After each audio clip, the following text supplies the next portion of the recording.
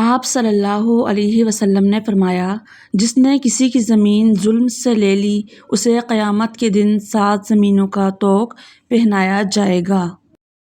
رسول کریم صلی اللہ علیہ وسلم نے فرمایا، اگر کسی شخص کا ظلم کسی دوسرے کی عزت پر ہو یا کسی اور طریقے سے ہو تو اسے آج ہی اس دن کے آنے سے پہلے معاف کرا لے، جس دن نہ دینار ہوں گے نہ درہم، بلکہ اگر اس کا کوئی نیک عمل ہوگا تو اس کے ظلم کے بدلے میں وہی لے لیا جائے گا، اور اگر کوئی نیک عمل اس کے پاس نہیں ہوگا تو اس کے ساتھی یعنی جو مظلوم ہوگا اس کی برائیاں اس پر ڈال دی جائیں گی۔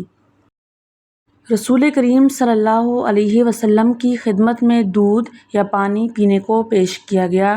آپ صلی اللہ علیہ وسلم نے اسے پیا۔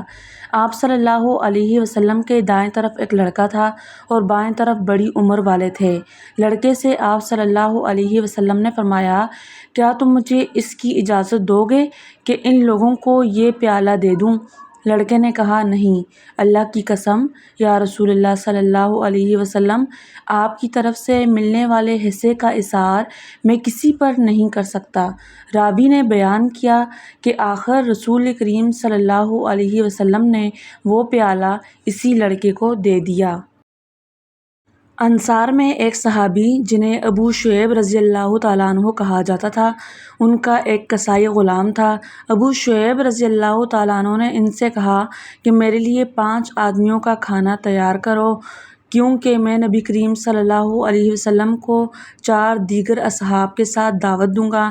انہوں نے آپ صلی اللہ علیہ وسلم کے چہرے مبارک پر بھوک کے آثار دیکھے تھے، چنانچہ آپ صلی اللہ علیہ وسلم کو انہوں نے بلایا۔